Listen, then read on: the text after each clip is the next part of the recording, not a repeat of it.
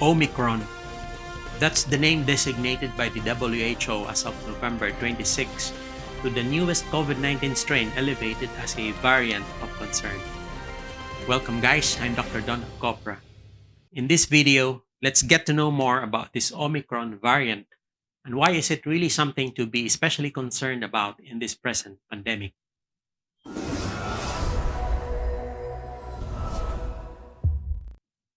As of today, there had already been 4 COVID-19 variants of concern as classified by the World Health Organization. First, there was the Alpha variant with Pango lineage B117, first documented in the UK last September 2020. Then came Beta with Pango lineage B1251, first noted in South Africa last May 2020. Gamma with Pango lineage P1 arrived next with earliest documented samples from Brazil and designated by WHO last January 2021. This was then followed by the Delta variant with Pango lineage B16172. Though first identified in India last October 2020, it was designated a variant of concern only last May 11, 2021. Now here comes the latest. Omicron. This has been documented in multiple countries since November 2021 and was most recently designated as a variant of concern by the WHO last November 26. So, what do we need to know about this Omicron variant? First, the COVID-19 Omicron variant is also identified by its Pango lineage B11529. It was first reported to the WHO from South Africa on November 24, 2021. However, the first known infection was noted from a specimen which was collected earlier last November 9, 2021. Last November 26, the Technical Advisory Group of the SARS-CoV-2 Virus Evolution, or TAGVE, of the World Health Organization was convened to assess this new variant. Subsequently, they have designated it as a variant of concern, or VOC, and given it the name Omicron. If we look at this graph that describes the COVID-19 epidemiology in South Africa, it is characterized by 3 distinct peaks. The latest peak, with the highest number of daily new cases at 26,645, occurred last July 3, 2021, and was due predominantly to the Delta variant. Most recently, the number of infections have risen, which coincided with the identification of the Omicron variant. The Omicron variant has many mutations, with a total of more than 30, a number of which are quite worrisome.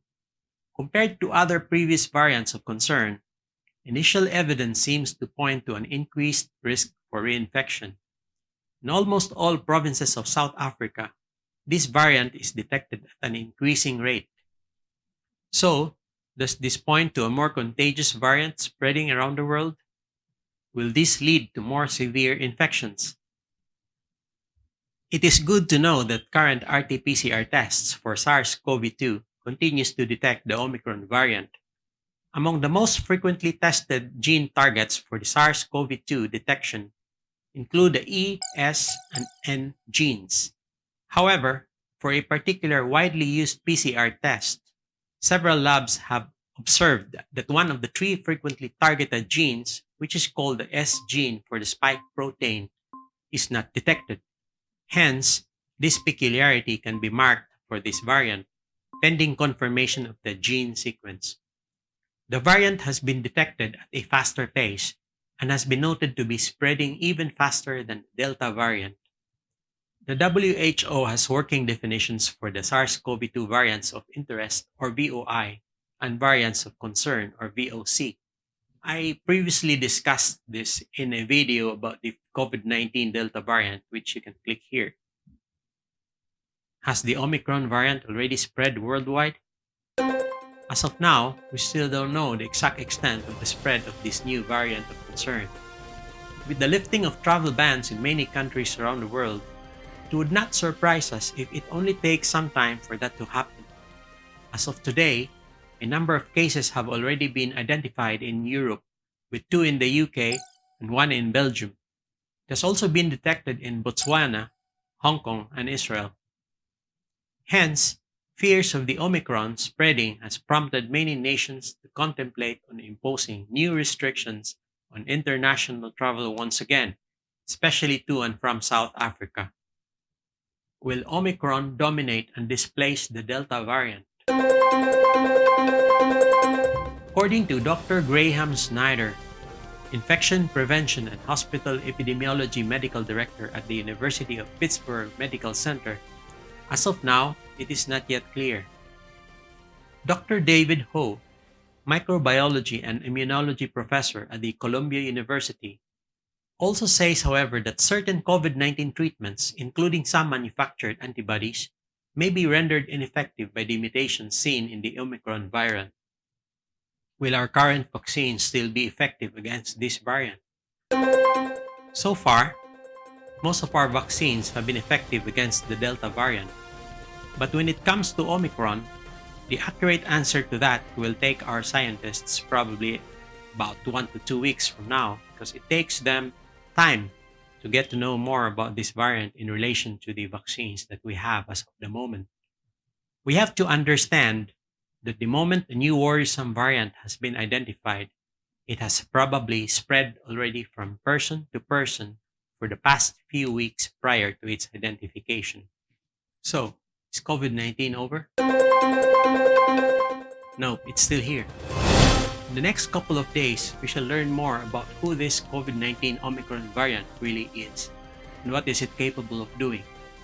Even with the current progress of vaccination measures implemented worldwide, don't let your guard down. Let us continue practicing minimum public health safety measures. As the Department of Health here in the Philippines reminds us, always wear a suitable mask in an appropriate manner, especially when you go out to public places. Sanitize and wash hands properly and frequently as needed. Practice safe social distancing and avoid fake news.